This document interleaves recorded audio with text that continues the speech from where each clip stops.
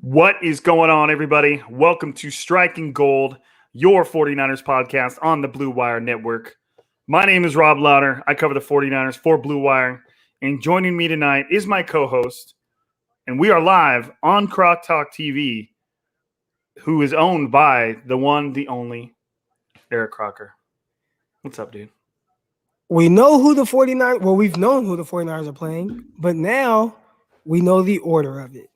Yeah, now, man, dude, like, I'm just turning into such a grouch because, like, dude, like all day I was just like, and I can understand why it's exciting. I can understand, you finally get to buy tickets to games.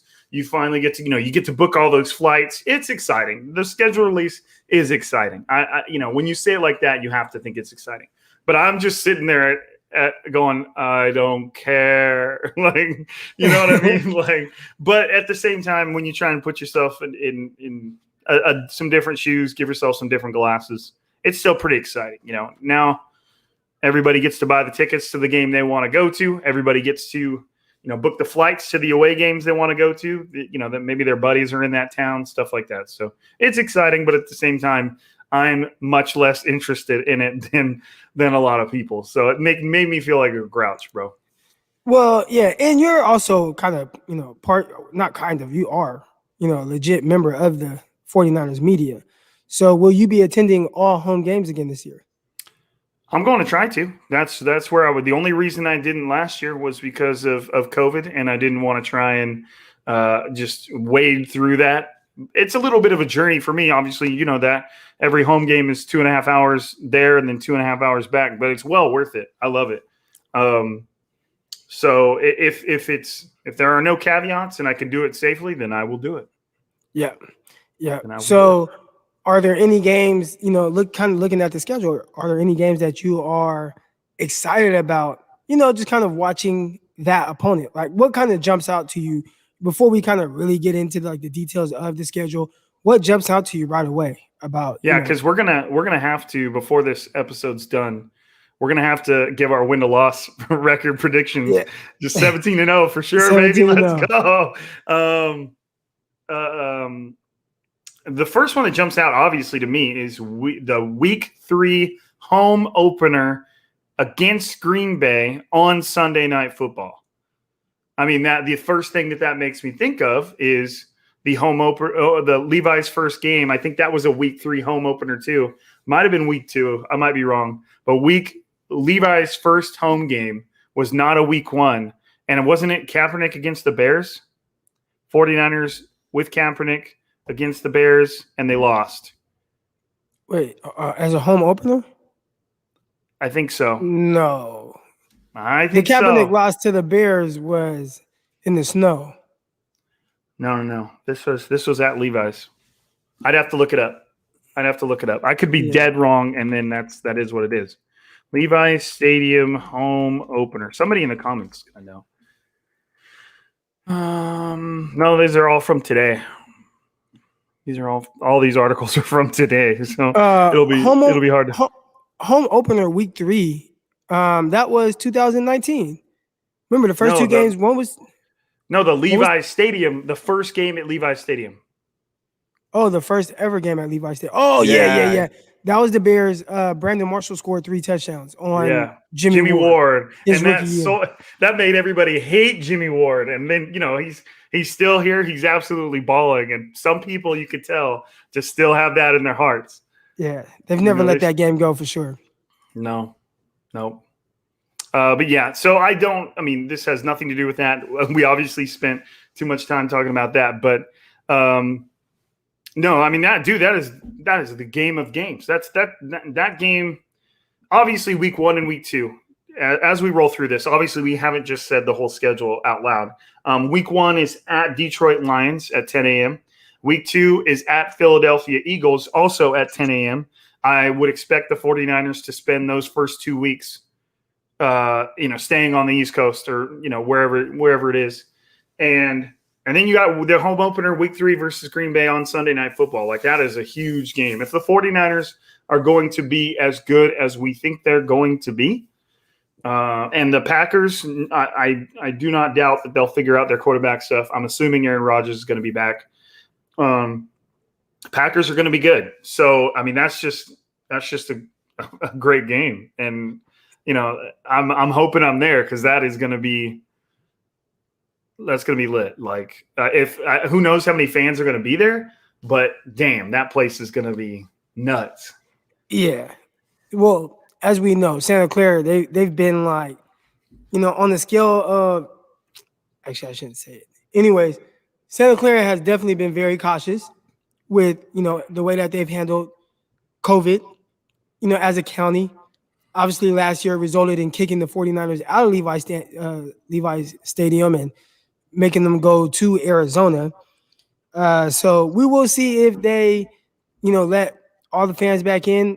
I'd assume that there will be some kind of stipulations. We'll see. It'll probably be, I'm assuming there'll be, you either have to show proof of a negative COVID test or that you're vaccinated, probably. Yeah.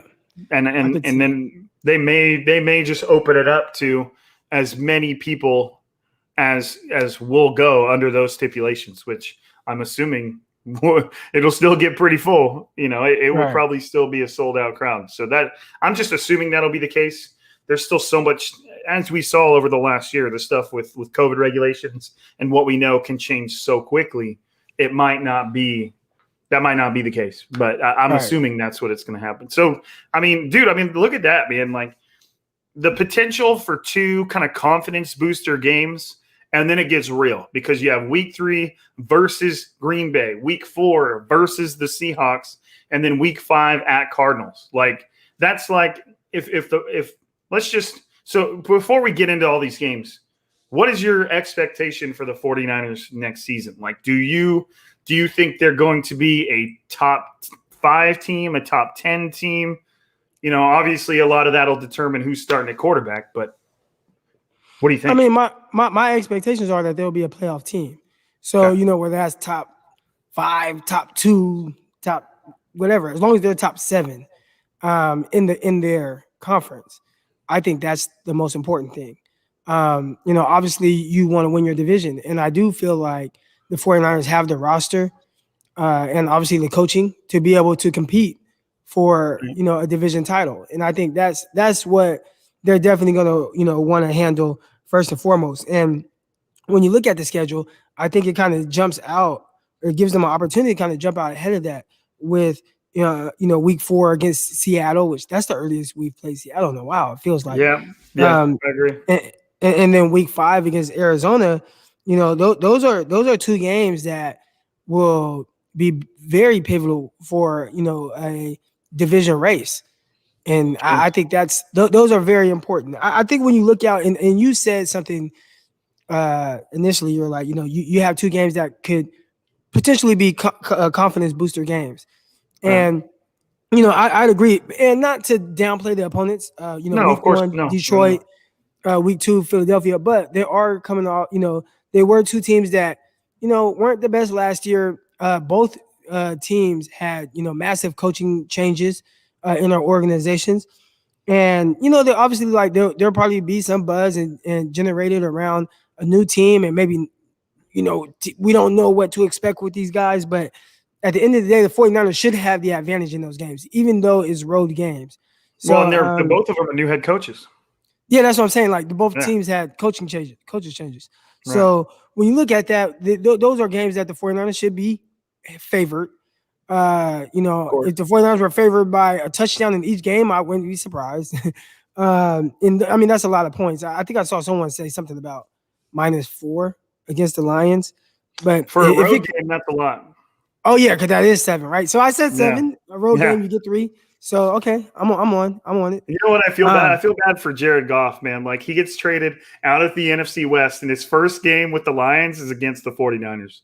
That poor guy, man. Can't catch a break. Yeah. Real quick. So knowing that, and maybe you can't do anything about it, but do you think if the 49ers would have known, let's say before the draft, or that they would have had the Lions and the Eagles weeks 1 and 2, would they have been more inclined to maybe push more for a trade, to trade Garoppolo away. Because I think you look at those games, and not to downplay the competition, again, like I said, but those are two games where you probably feel like, you are the heavy favorite and you have the ability to win those games. Can you get your young quarterback ready to win those games and kind of get him those, reps right now and get him in a groove, possibly win those two games? And then, okay, now we got to go play Green Bay on primetime TV, which is a big deal, but but would you have been more inclined to trade away Garoppolo if you would have known that you were playing Detroit and Philadelphia weeks 1 and 2? I don't think so. Just because it's such a, even the weakest NFL team, I'm not going to be a cliche and say, oh, any team can win at any point, but like even those teams are going to be a huge transition for Trey Lance, like for a rookie quarterback. Yeah, like that hasn't played and played in the FCS. Right. Whether it's the Seahawks week 1 or I don't want to use the Seahawks because their defense has just been trash lately, but we could say Green Bay, whatever. Even whether if it's a great team week 1 or a bad team week 1, I feel like however you felt about the Garoppolo Lance situation, that didn't change it. If I think the 49ers could just as easy go into some place like Detroit or Philadelphia and lose a game that they shouldn't have lost, even with Jimmy. You know what I mean? We're just assuming that Jimmy plays for the whole conversation about the schedule. And when I would like to say that whenever Jimmy comes up or Trey Lance comes up, when I talk about Jimmy, I'm assuming Jimmy's kind of going to play how we know Jimmy to play. Like, 2019 Jimmy, it could be worse. It could be better. But I'm not expecting there to be some drastically different Jimmy Garoppolo that we see this season, even with the whole thing that we talked about last podcast, the fact that Trey could push Jimmy to be a little better. But right. I'm just, with the Jimmy that we have seen, I'm assuming the 49ers would have a very good shot at beating the Detroit Lions and the Philadelphia Eagles. And like you were just talking about, when you're talking about a division race and the race for the playoffs, I don't necessarily think that if the 49ers were looking into it that way, they would see those games as easy games for someone like Trey Lance. Gotcha. When they know that those wins very well could decide the difference between a 1 seed. And now with the way they're doing this new format, the number 1 seed is a massive advantage. You know what I mean? They're the only people with a bye week. And we saw how easy the 49ers playoff run looked in 2019. They had that bye week, then they stomped the Vikings and then they stomped the Packers. Then all of a sudden they're in the Super Bowl, and that had more to do with them just being a dominant team, but getting that bye week is just crazy. And now it's even more important. So I just think the 49ers are going to go at this with a purely who gives us the best chance to win approach. And maybe as that season carries on, maybe it happens during training camp, but as this season carries along, maybe they start to think Trey Lance gives them the better chance to win. All right. So here's another question. So week 6 is the bye. All right. Do you think maybe internally they're having conversations and maybe do something like we saw with the Dolphins last year where, they were like, okay, we're in no rush to start Tua. The team actually started rolling, but I think they had maybe, kind of made up their mind and figured out like, hey, after the bye week, we're going to get him in there. Because it was a little crazy when they did it. Like everybody was like, I thought it was weird. I thought it was weird. He's playing good. Yeah, I thought it was weird. So, and they were just winning. Like they won like 3 games in a row at that point. And he was kind of cooking. And then it's like, nah, we're going into the bye week. I think that was kind of premeditated. I think that was something that like they talked about when the season started. Like obviously they probably didn't tell Tua that, but it's like, hey, after the bye week, we're going to get Tua in there. Do you think that that's something that the 49ers can do? Whereas like, we're not going to, press him to start, the first 5 games, especially division rival games that can be real, real crazy. But after that bye week, all right, you've had all of preseason, which is, 3 weeks, not including training camp practices. And then you had another 6 weeks to kind of get prepared. And you know what? Let's go ahead and start him at home on primetime television against the Indianapolis Colts and DeForest Buckner. I could see them doing that, but to me, man, that would be intense. They've been saying like when the he's ratings ready, would be crazy if that was Trey Lance's first game. Yeah, and they've been saying like, well, when he's ready, he'll play. But what if in their head is like, hey, no matter what, like, hey, he's ready week 7. See, to me, if I'm trying to be realistic, which is boring, I guess, but to me, there would be a couple other priorities before they establish their own timeline. Like priority number one is obviously the starter week 1 is going to be whoever wins the competition during the offseason, which, there is no competition until there is, whatever. Let's just say it's Jimmy, because we're talking about when Trey Lance can start. I think the first thing that needs to happen in order for Trey Lance to start is Jimmy plays like shit. Because if Jimmy plays like shit, it could happen before week 6. They're just like, this having him out there is not benefiting us. We might as well get Trey Lance out there and let him learn on the job rather than sit here and watch the whole team get punished because Jimmy's playing like shit. I feel like you and I are not expecting that, right? Like, no, I'm not expecting him to play like shit. No, I'm not. I'm not expecting Jimmy to play like shit. I expect Jimmy to be inconsistent because Jimmy's always been inconsistent, but I'm not expecting him to be bad. I think that's the first domino that has to fall. Jimmy's playing like shit. The second domino that has to fall is Trey Lance is ready. And those two have like an interesting relationship. What if Jimmy's playing like shit and the 49ers feel Trey Lance is not ready? What do you do in that situation?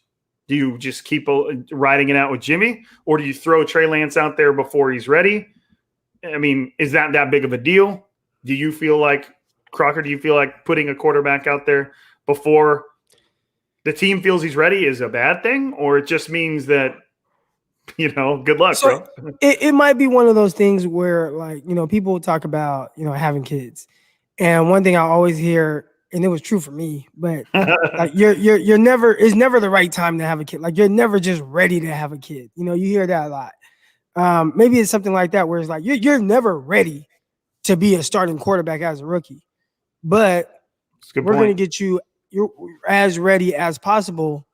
And we believe that you have the ability to, be able to make it out of that. And I think that's probably the more important thing. Does he look like he's trending in the right way? But, I think until you start and until you have those live reps, I don't think that you're ever just ready to start as a rookie. No matter what they say. A lot of that. They can say Trevor Lawrence is ready, but it's like, no, man, he doesn't know what's about to like just happen. No, especially when you see those that line about the fact that going all the way back to high school, Trevor Lawrence has never lost a football game. So his first loss in the NFL will be his first loss in a serious football game ever. He just lost in the college football playoffs. He's lost 2 games. Well, they said he had literally that went around everywhere. Well, no, he lost to Ohio State when they got dominated. Maybe I didn't catch the caveat. Regular season. Okay, yeah. I'm gonna go back and find those tweets because if that's what they said, I'll be like, this is bullshit. Don't tweet this. That could be it because his only 2 losses, one was to Justin Fields, just in his last playoffs, and then the year before he lost in the championship to LSU. So outside of that, no, he didn't lose any other college football game. I'm turning into one of those people that just read shit on the internet and thinks it's true, bro. Like, I'll just read it. You probably just read it wrong. I'm pretty sure it said no regular season losses. Yeah, somebody in the comments said no regular season losses. So okay, so you lost in a more important game. Like, get that fucking stat out of here. Like, I don't got fucking time for that. Now you've embarrassed me. Get the hell out of here. So to me, it's like, then if we're saying that Trey Lance being ready isn't really that big a deal because eventually he's going to get out there and the odds of him being truly ready to start when he first gets out there, then it really, to me, it'll all come down to how Jimmy is playing. If Jimmy's playing decent and the 49ers are winning games, then that week 6 bye doesn't mean shit.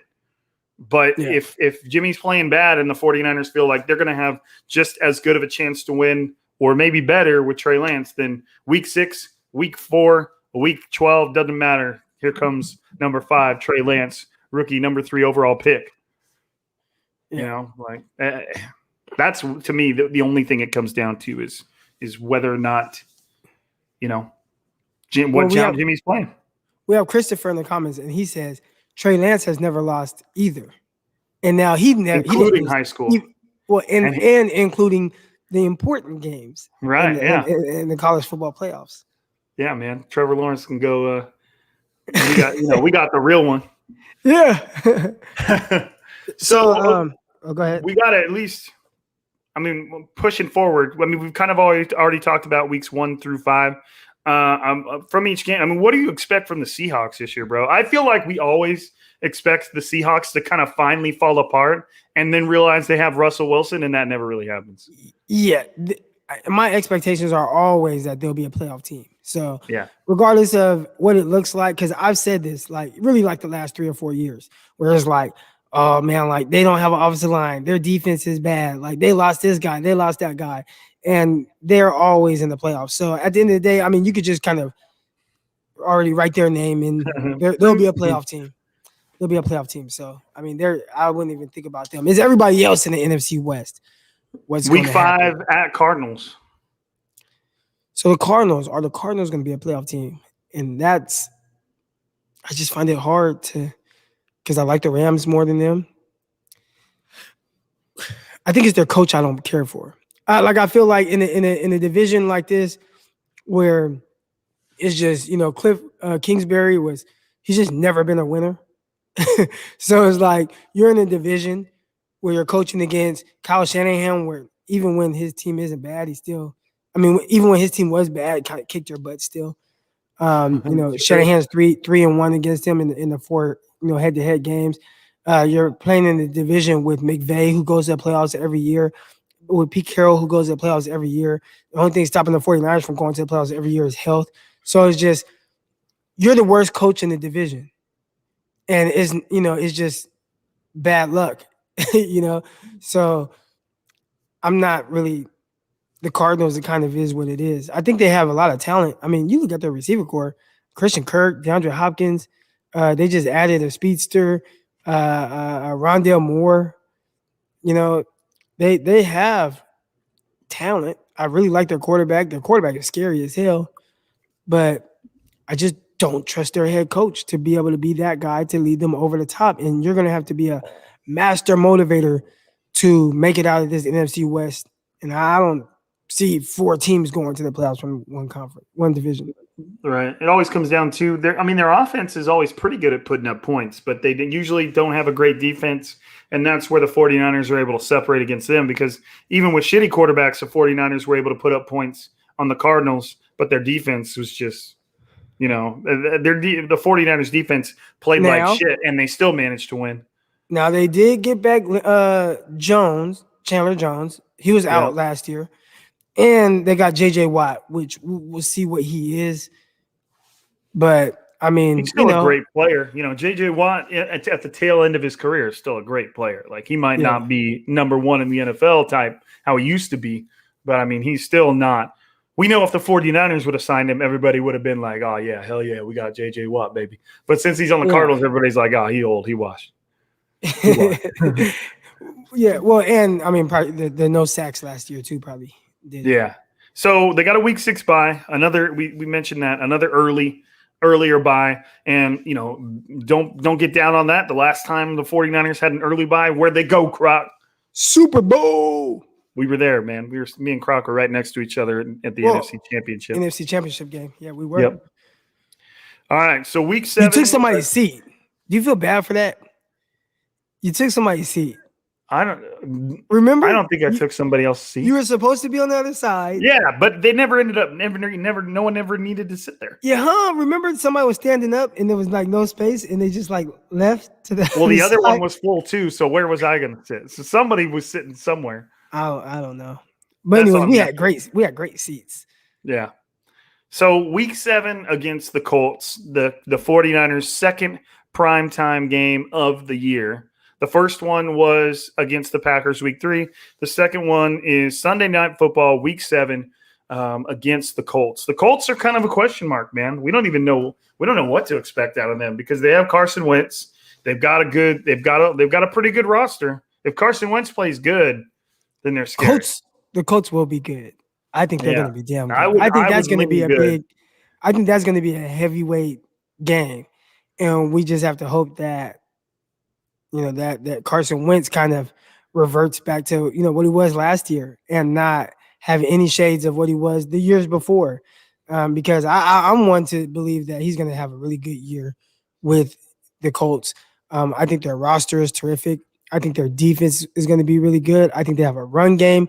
Like, this is definitely the most talented team Carson Wentz has played on in a while, right? I mean, you kind of just look at the weapons at receiver and, T.Y. Hilton, and you got, young Pittman, and, you got Taylor, who's starting to hit stride at running back.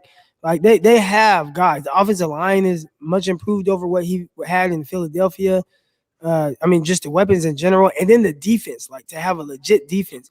The Carson Wentz thing, I think we're going to see a better version of Carson Wentz. I think everybody's been kind of hard on him, and they make it seem like he's just been trash the whole time. Like, they include him in all these gifts and all these things that graphics about the quarterbacks that have been traded up, and they're all on different teams now. But it's like, this dude was good. He was an MVP caliber quarterback. Like, they talk about him as if it was a bad pick in the sense of somebody that can't play. Now, the reasons why he's had, somewhat of a fall from grace, I can't tell you why. I think, when you start hearing things about not me hearing things, but, just what they say on TV, his teammates hate him. Right. He wasn't talking to his coach since week 10. Like, those type of things where it's like, okay, are you a jackass? Is that why people don't, and if that's the case, then that's completely different. But from a talent perspective, and if he goes into that situation with, more level-headed, more open-minded, maybe more humbled, and he kind of gets back to what he originally was, like, dude is one of the most talented quarterbacks in the NFL. He's one of the most talented quarterbacks. Like, there's nothing he can't do. He's very athletic. He has a big arm. He make plays off script. Like, we saw him do read option and run a 10-yard touchdown and break off Jimmy Ward before running into the end zone against the 49ers. Like, we saw him throw the bomb, to take the lead. Like, and obviously, like, he just had his issues last year for whatever reasons. But if he has any sort of a bounce back year, that Colts game, that's tough. Luckily, it's at home. Right. Well, and if Trey Lance does grace the field, like Jay Christopher said, it would be the North Dakota State quarterback competition. Who would you take? Obviously, 49ers. But just kind of looking at it, do you think that the Colts, what type of challenges do you think they pose to the 49ers? Well, you've got DeForest Buckner on there looking at those uniforms, saying, fuck these guys. Yeah. But I don't know, man. It could be one of the tougher games of the season. When you look at the schedule, the 49ers do not, compared to last year, the 49ers do not have a tough schedule as of now. Now, strength of schedules change so fast because teams that we thought were bad or decent, teams that we thought were good are either really good or not as good. So, I don't really put too much strength into it, but it's, the Colts could be in that slate if they end up being what you think they are. They could be good, but then you got week 8 against the Chicago Bears, and that's 2 games in a row where there's some. If Trey Lance is on the field, it gets interesting because you have Trey Lance versus Carson Wentz, and then you'd have Trey Lance versus Justin Fields, right? Which is cool. They would milk that for what it's worth. Justin Fields has to beat out Andy Dalton. Will he do that? Whoa. You would hope so. But yeah. That could be. That's the same thing as Trey Lance beating out Jimmy Garoppolo would be right around the same as Justin Fields beating out Andy Dalton, right? I think Jimmy, it's a little bit harder because I think like Chicago is like, dude, we want you to really be better than Dalton right now. Where the 49ers are probably like, man, we know we can win with Jimmy. Like, all right, like, rookie, take your time. Right? Like, yeah, obviously we want you on the field, but we're not pressed for it. I think the Bears are probably pressed. Like, dude, we want you to be better than Andy Dalton right now. And they gave up a lot to go up there and get him, So it's they didn't give up more than the 49ers. No, I know. So did the 49ers, but at the same time, it always just felt different for the Bears just signed Andy Dalton this offseason, and now they went up and traded for Justin Fields. Obviously, they're looking for the answer at quarterback. the 49ers are in the same situation, but they've, like you said, they've got somebody a little more established in Jimmy Garoppolo that kind of knows his way around the building. Whereas Andy Dalton just showed up to Chicago too. Like, he doesn't really have that much of an advantage over Justin Fields other than NFL experience. But so more NFC West, week 9, November 7th, a couple days after my birthday, at home against the Cardinals. Good game. And then finally they play the Rams for the first time in week 10 on Monday Night Football. Ooh, prime time. Yeah, that's a good game right there. And you know, now we're starting to get into that point where if you were to ask me the odds of Trey Lance being on the field for these games, I'd probably be like closer to like 50-50. Because not only are you now dealing with is Jimmy Garoppolo playing like shit or isn't he? You're also dealing with the fact that Jimmy Garoppolo can't stay on the field. So is he still on the field at this time? We're 10 weeks into the season. Is he still healthy? Is he still out there? Right. I mean, I think, you know, sometimes when your back is against the wall, like just things start just rolling your way. Now is the ball going to roll his way, right? Like, is he just going to miraculously just play that much better? Last podcast we talked about, you know, could he have an Alex Smith type season that Alex Smith, you know, had with Kansas City in that last year? And for those of you that who didn't listen to the last podcast, which I know you guys all listened to it, but if you didn't listen to the last episode of Strike and Gold, we touched on, you know, if Jimmy gets better, like kind of what does it look like? And we talked about Alex Smith and his last year with Kansas City after they drafted Patrick Mahomes, and how, you know, did the pick of Mahomes loosen Alex Smith up, right? Did it allow him to play a little bit more free because he knows his young guys behind him that he knows like they're going to play this guy, right? And that whole season, that was the best we ever seen from Alex Smith by far, like with his numbers, everything. We're talking about somebody who threw 15 games because he didn't play in the 16th game. Mahomes started.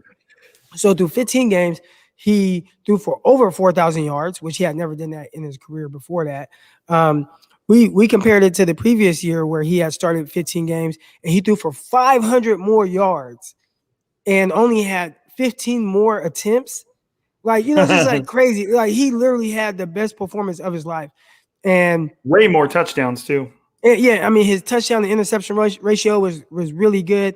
So you kind of look at that and you say, hey, can Jimmy Garoppolo have that type of season where he starts to loosen up? Because it's like, well, I know this guy's behind me. I know they want to play him. I know they're looking for a reason. I'm not going to give them a reason, but I'm just going to go out here and just control what I can control.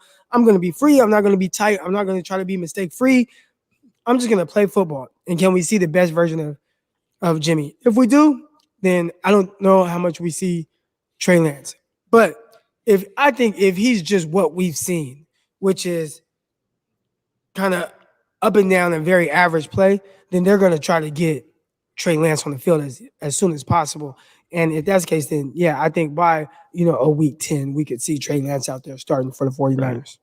So we got the first time the 49ers by this time are going to know what the Rams are behind Jared Goff. Like, they're going to know what they're up against, but that'll be the first time the 49ers face the new Rams without Jared Goff with Matt Stafford.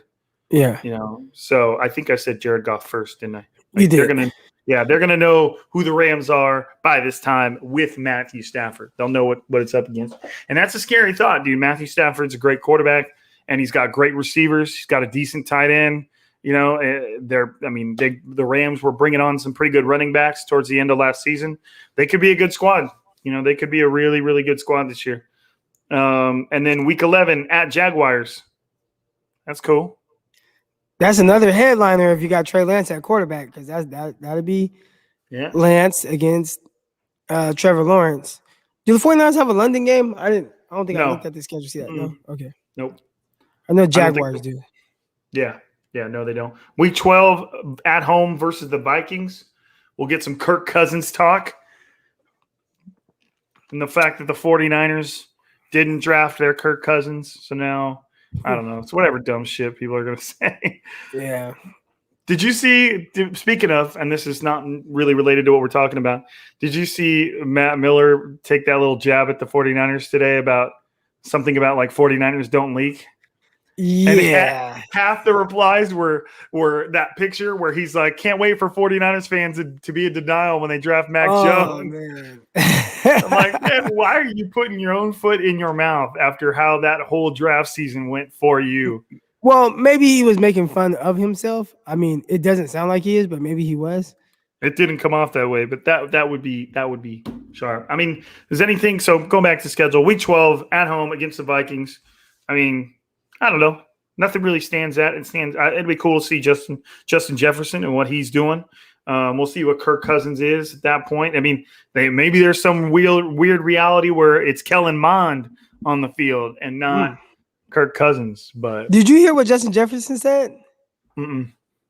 So so they interviewed him. It's an interview. He's live, and and they asked him first they asked him what the difference between Kirk Cousins and Joe Burrow were. And he was just like, Joe Burrow just plays with more swagger, more confidence. Like he's talking about a 10-year NFL quarterback. He was like, Joe Burrow plays with more swagger, more confidence. And I couldn't tell if he was just like, was he putting down Cousins, or was he just like saying what he likes about his quarterback, right. Joe Burrow. But it came off as if he's like, Burrow is just like, he's just a more big time guy. Like that's what it came off. And then they were like, they started talking, they asked him about like Justin Fields. He was like, yeah, because, it would have been nice to have somebody like that adds more dynamic, ness to the game and stuff, and, have that guy in place for when Cousins isn't here anymore. Like, yeah, like, I mean, I think it was an accident, like with how it was coming off, but it looked like he just could not wait for that guy to be out of there. Well, I wouldn't even say that. I think he needs like more work with the whole PR thing and kind of knowing how to use his words. Yeah, he needs to get coached up on using his words. And so we'll get back to the schedule real quick. But when I was with the New York Jets, like we had to they put us behind the camera and they basically had someone asking us questions. And they were asking me questions like, about D. Milliner and Revis and stuff, right? So they go through my whole interview. And then, like, at the end of it, they give you, they take notes and stuff and tell you, this is what you don't do, or don't do this, don't do that. Don't say these things. You don't have to compare Revis to D. Milliner and stuff. Because I had said something like, oh, yeah, Milliner's tight. Like, he's going to live up to it. And they're like, no, don't say that. So, you would think that he has gone through something like this. Maybe not because of COVID. Remember, that's a big thing. Last year, they didn't have OTAs and stuff. And all that stuff happens during OTAs. So maybe he just never really got coached up. They haven't had OTAs this year. They didn't have it last year. Maybe he hasn't had an opportunity to get with the PR department and learn how to kind of choose his words a little better, because that was the biggest issue with that. But I'm going off on a tangent. I didn't know if I'll try to find it and kind of send it to you. Someone in the comments said Kellen Mond is going to take that team from Cousins and be a star. So Kellen Mond, to me, and this is just my opinion, I think it was just kind of hard to watch him because he was just so robotic. Like everything was so robotic, so stiff. I did see him just play a game where he just kicked Florida's ass. Like he made throw after throw, downfield, tight windows, all of it. So it's like, I know what type of ability he has, but I just can't get over how stiff he is. And to me, he looked like a Dollar General Colin Kaepernick. Whereas Colin Kaepernick, I mean, it wasn't pretty to watch either. Like he was really stiff as well. Everything about him, his throwing motion, it was all stiff, even the way he kind of ran. But Colin Kaepernick was, way more explosive. Way more explosive and had just a cannon of an arm. So, maybe those are the reasons why this guy, Mond went third round, because he's not as talented as Kaepernick, but just the way he plays, just kind of, it looks like that for the most part. Yeah. I could see that too. Even the way he would run with the ball, he'd have it up here and he'd be like, doom, doom, doom, doom, doom, doom. Yeah, everything. It's like, bro, loosen up a little bit, bro. Loosen up. I tell people all that, I work with DBs and they get into a back pedal and it's like, And I'm like, dude, you look like you're fighting yourself. Like, just loosen up, bro. Loosen up. And that's how Kellen Mond looks like. It's like, bro, loosen up, bro. Right. He does look super stiff. All right. Their next preseason game, their fourth one, I believe. Yep, their fourth one. Week 13 at Seahawks, Sunday Night Football. Both of their games, no, not both. I was going to say both of their games against the Seahawks are prime time, but their first one, week 4, is not. So week 13 at Seahawks Sunday. And when you get towards the end of the season like that, the division race starts to become clear. The must-win stuff becomes clear. That could be very, very interesting. And I think the NFL knows that. They always put a Seahawks game pretty late in the 49ers season. That's probably the earliest the 49ers have played the Seahawks for the second time in a while. It's always right at the end, like the last 2 or 3 games. So that's just interesting. Speaking of Joe Burrow, week 14 at Cincinnati, another 10 a.m. game. I thought that was going to be the last game of the season, or maybe it was just like that was just the add-in 17th game. No, I don't know. They were the add-in game. They were because Oh, okay. Yeah, it just okay. So that was the 17th game that got added when it was approved. We just didn't know what week they were going to play them. That was the extra team, I guess. I didn't know that, but Bengals, could be another team that are a lot better than people think they're going to be. If Joe Burrow's healthy, then they can be decent. We'll see how their defense is. I mean, and I'd have to look and see who they added, but I know they lost. They don't have Drake Kirkpatrick. They didn't have him last year either. Never mind, he was with the Cardinals, but they lost William Jackson. Didn't the Cardinals sign AJ Green too? Yeah, Cardinals got AJ Green. Yeah, okay. I mean, I'm not. It's not obviously he's not the AJ Green we're used to, but I just realized that they'd lost AJ Green, the Bengals, and I was like, where'd he go? Oh shit, Cardinals.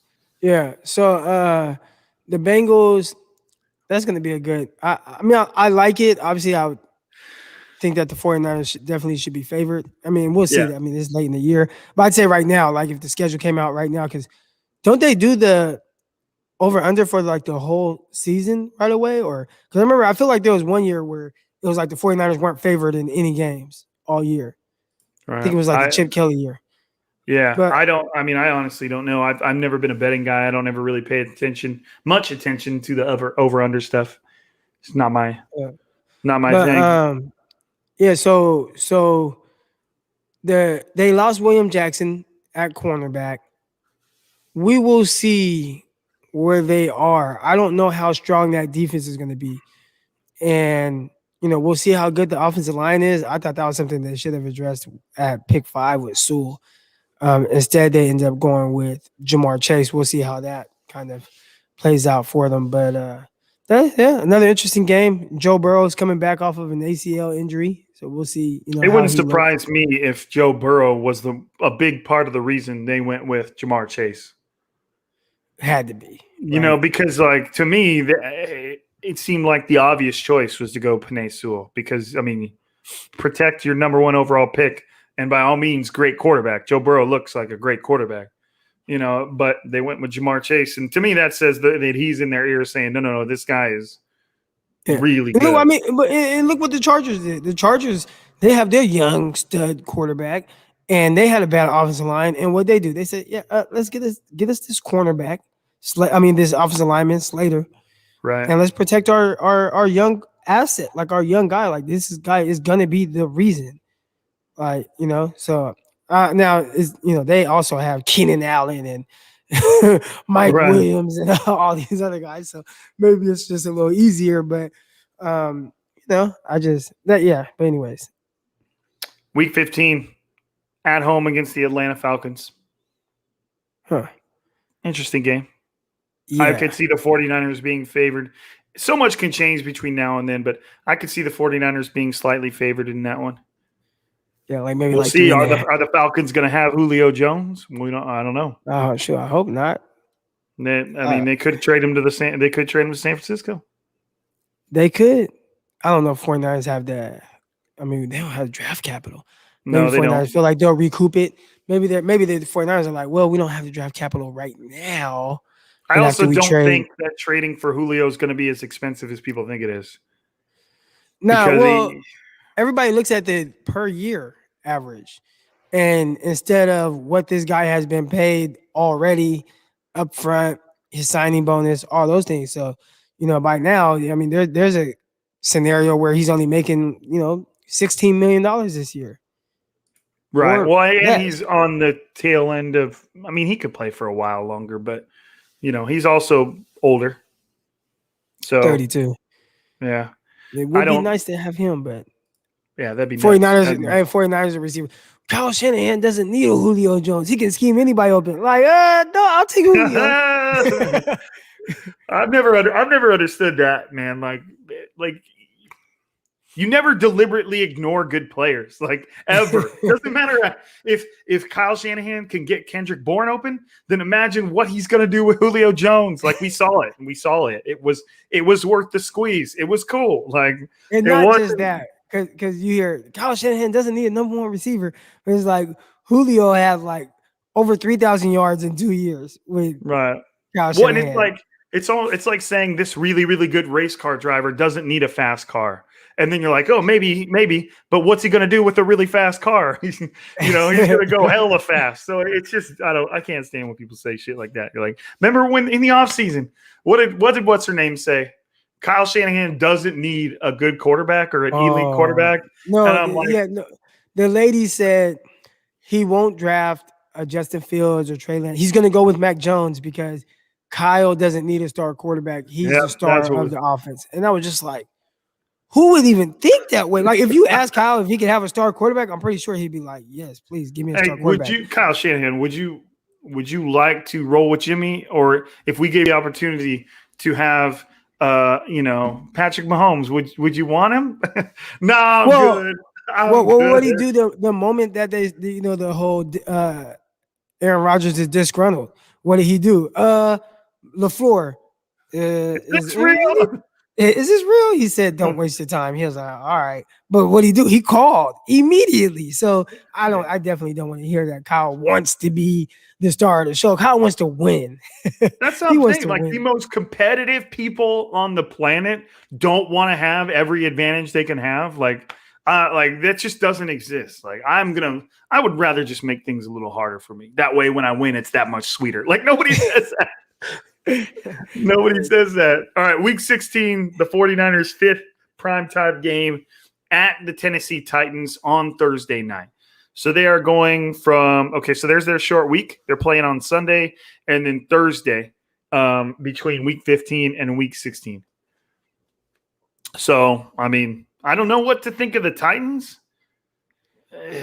I don't know. I don't know either. Vrabel came in hot. They lost Corey Davis. He took. I mean, obviously he had some bad years, but he was a huge part of that team last year. Yeah. And I mean, and really, they lost a tight end too. He went to the Patriots. That's kind of big. I can't think of his name right now, but he went to the Patriots. And got big time pay. Number 81, I think it is. Yeah. Oh, Jonnu Smith.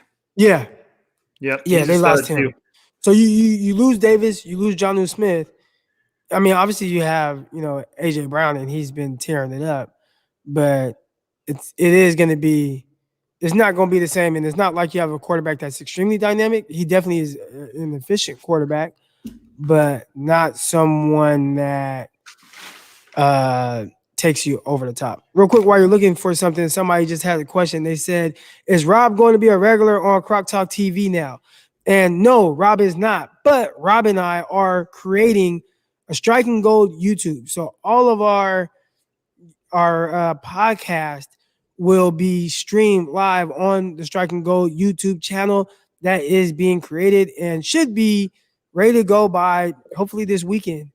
And we'll be going live on our YouTube channel, Striking Gold. So it's not up yet, but definitely when it is up, you guys will find out. Yeah, it's gonna be cool. I'm excited for it.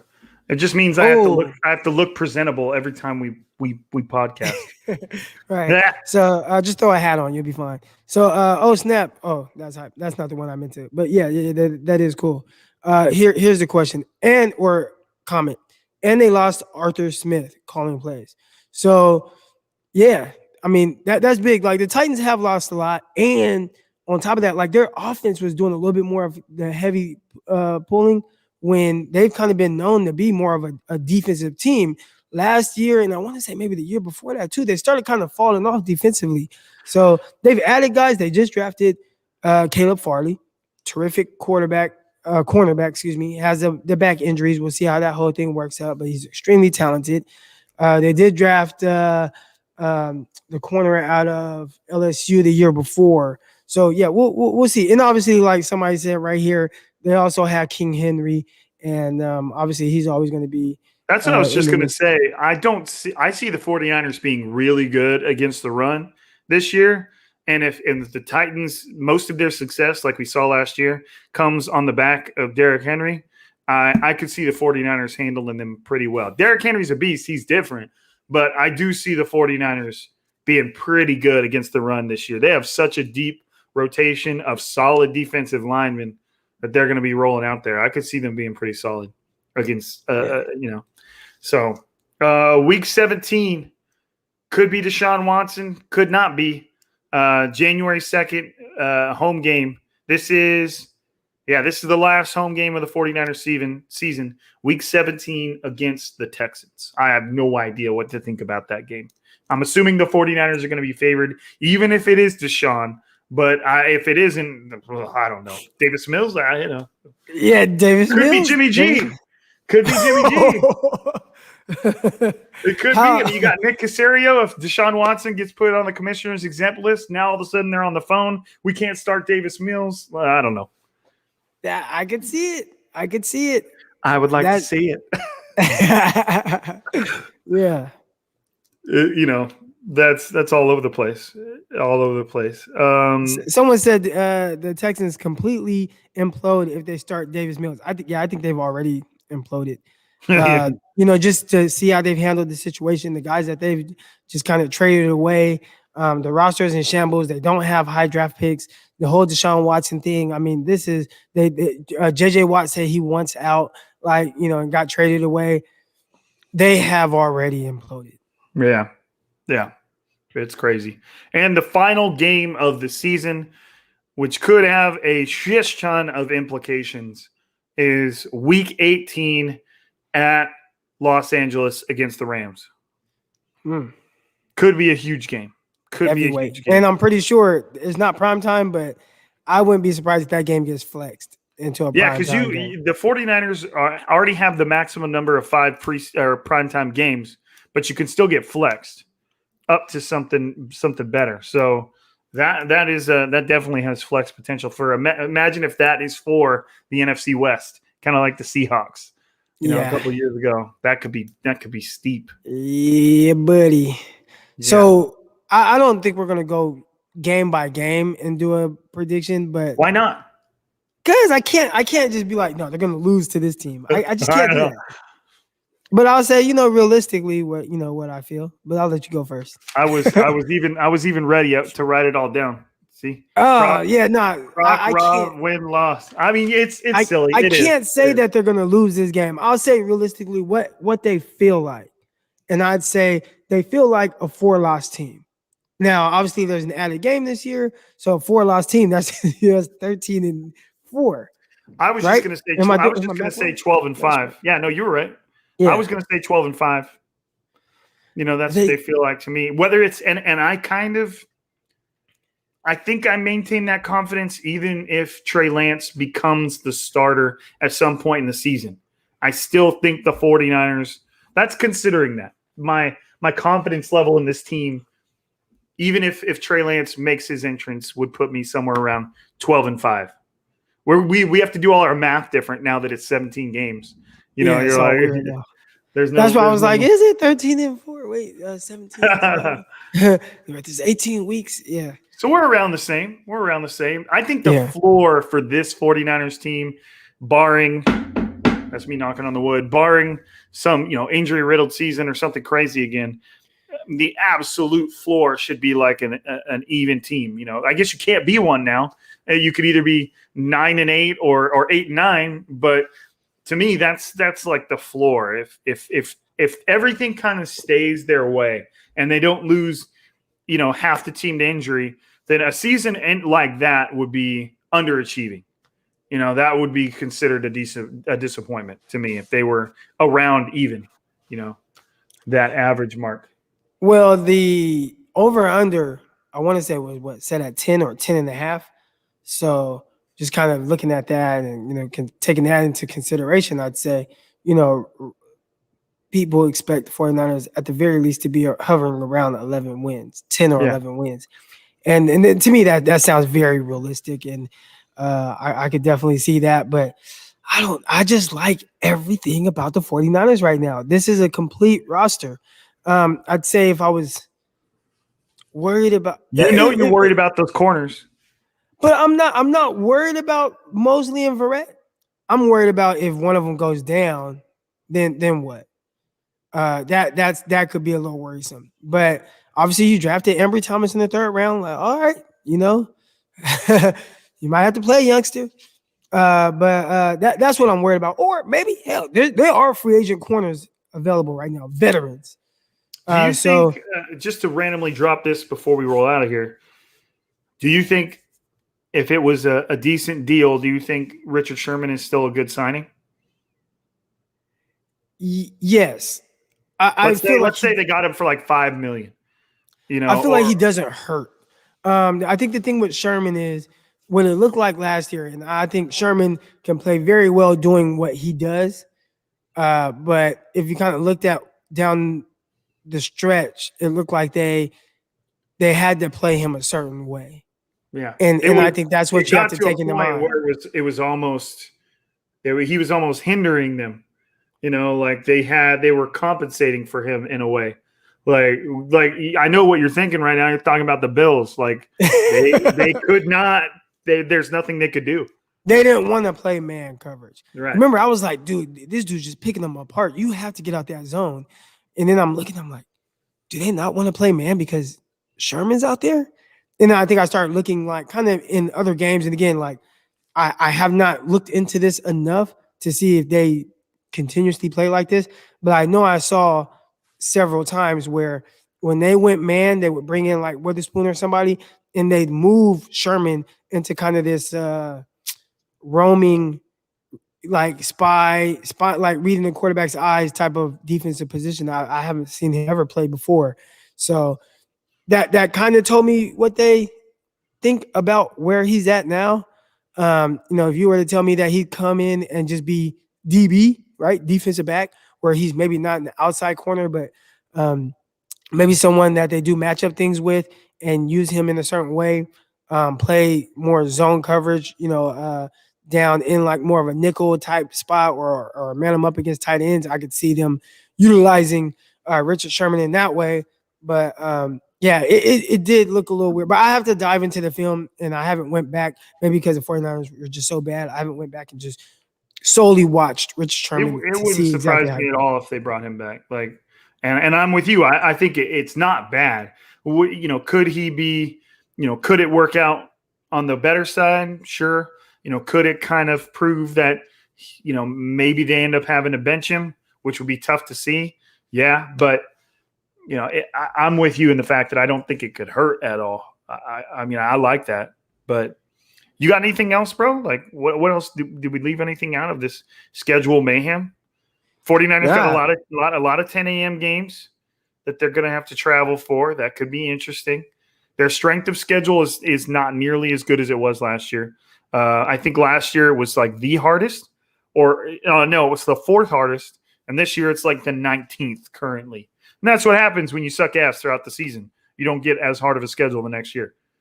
The 49ers went to the Super Bowl before last year, so So real quick, I'm looking at free agent corners. We're talking about some of the cornerbacks, and here's kind of a list. And I want to say maybe this is in order of how they view them, but there's Richard Sherman, and and I'm saying this because I felt like the 49ers just lack legit depth, and maybe they want to see, hey, how does the rookie look? How does Ambry Thomas look? But if they do want to bring a veteran in, there's Richard Sherman. There's Steven Nelson. I like Steven Nelson, and he has versatility to play inside and outside. There's Josh Norman, who, he's kind of in the same park as Richard Sherman with, I think, how much man coverage, pure man you want to play. Brian Poole, I think he's more of like a nickel guy. Garyon Conley, Brashad Breeland. Breeland played well for Kansas City, but I'd probably rather have Sherman. So it starts to get a little thin. Drake or Patrick, he's a free agent. Is he 32 years old? Wow. But yeah, there's maybe all these guys. I don't know if all these guys are free agents, but it looks like all those guys I just mentioned are free agents. So the quarterback position definitely a little thin. We'll see how that works out. But that's the only when we look at the overall roster. I like the linebacker core, even with guys like Al Sher, Zaire, Al Shire, yeah, him. So when you talk about him, Greenlaw, Warner, really like that.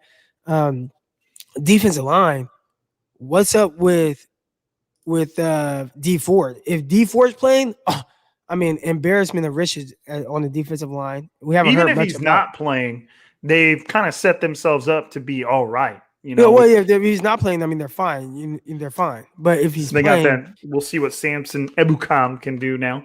Yeah. So I like the defensive line. I like the interior D line. I like the offensive line. The receiving core, we'll see. It seems safeties like maybe are good. I like safeties. Yeah, safeties are good. So when you running backs, I think and we'll get into all that. If you guys haven't been listening to Strike and Go, make sure you guys subscribe to the Strike and Go podcast. Again, this week we will be coming out with the Strike and Go YouTube page. So we'll be recording all of our podcasts live and direct, as well as posting them to whatever you listen to your podcast on. So that's going to be an awesome addition to your guys' day. But we are right now going over each position group. The first one we did was the quarterback position. I want to say maybe Sunday we'll get into because we want to do the question backs. One. No, we'll get into the running backs on Sunday. Like mailbag? Yeah, but we're getting to our next episode will be a mailbag segment, and then on Sunday we can get into the running backs. But yeah, that's where we're at. But yeah, that's it, man. Exciting time, bro. We're going all the way. Got a in progress, Michael Myers. Oh yeah, it scares me. And I'm in the gym by myself. It's hella dark, and then you're gonna show me Michael Myers. Yeah, now I just keep thinking you just see his face come out of the darkness behind you. Yeah, I keep thinking I'm gonna see that. No, like goddamn. And you don't know. He doesn't have hair. He's bald. He looks like he lifts weights or something. So yeah, man. I think we're good. We both expect the 49ers to be a winning team. We both expect the 49ers to be a playoff team. I expect that whether it's Trey Lance or not, I want to expect that. Now, if the 49ers get the majority of their games is with Trey Lance and they don't make the playoffs, I would be surprised, but I also wouldn't be disappointed. It just depends on how things unfold and how it looks. The eye test. I was just going to say, what does it look like as it goes on? If the 49ers have Trey Lance, and I know most people will probably look at it like, you missed the playoffs with it, you traded all this, but if it looks like it's heading in the right direction, and you look at him and like, this guy, he's going to be solid. Like, he can play. Maybe, some things didn't go to – like, I'll be fine with that. I want to see them not go make the playoffs, but I'm just saying, like, if they happen to miss the playoffs, but you are very encouraged by what you see from Trey Lance, and you'll know if you're encouraged or not. You'll know, and we'll tell you guys if we're like, it looks a little sticky. You got to make some big jumps. The Bengals were horrible with Joe Burrow, but Joe Burrow was still playing hella good. Like you could look at it. If you looked at the Bengals win-to-loss ratio, you'd be like, oh man, Joe Burrow sucked. But if you watch those games, Joe Burrow looked good. Like you could see definite star potential in Joe Burrows. And that's what we're talking about. Like just because they don't necessarily result in wins, it's just the eye test. How does he look? How does he play? How does he carry himself? What do the throws look like? What do the tight window throws look like? What do the decisions look like? All of those can be seen in wins or losses. Like we'll see it, and I would like to see it. So I would like to see it. But I'm excited. At least we know what's up. Now we got the real long, we'll be getting little tidbits of information from like OTAs, which are coming up, stuff like that. And the off-season program. But for the most part, it's really, really like the dead part of the year until training camp, which is mid-July. So rookie minicamp will kind of be hyped this weekend, but yeah, outside of that, we'll get a slow motion shot of Trey Lance throwing that football in the 49ers jersey. And everybody's going to be like, look at the way the ball is spinning. Like definitely starting over Jimmy. Yeah. He throws it. It doesn't even show somebody catching it. It's just definitely starting over Jimmy. Like, for sure. But all right, man. Am I closing this out or are you closing out because we're on Croc Talk TV? No, you got it, man. All right. This is striking gold. All right. Well, I mean, it is and it isn't. We're gracing your YouTube page, but hey, I appreciate everybody who's been in the chat chilling. Appreciate you guys for chilling. And we got all kinds of shit going on right now. We got the podcast straight up. We got being here on YouTube. We still got the locker room chilling. We'll see where all of it goes. All you guys know. Tomorrow night with the locker room. Yep. All you guys need to know is that if you need a Rob and Croc fix, a striking gold fix, it's out there to be had. You guys just got to jump on board. So I appreciate everybody who's partaking in all of our mediums right now, whether it's the podcast, the YouTube, the locker room, and the Twitters and whatever. If you don't follow us on Twitter, you can find me at Rob_Lowder, Lowder. You can find Croc at Eric_Crocker. His name's easier to spell than mine. Make sure you guys are subscribed to Croc Talk TV. Make sure you keep an eye out for the Strike and Gold YouTube channel. Make sure that you subscribe, rate, review, all that great stuff. But hey, for another episode, that's Croc. I'm Rob. This is Strike and Gold / Croc Talk TV, and we are signing out. Peace.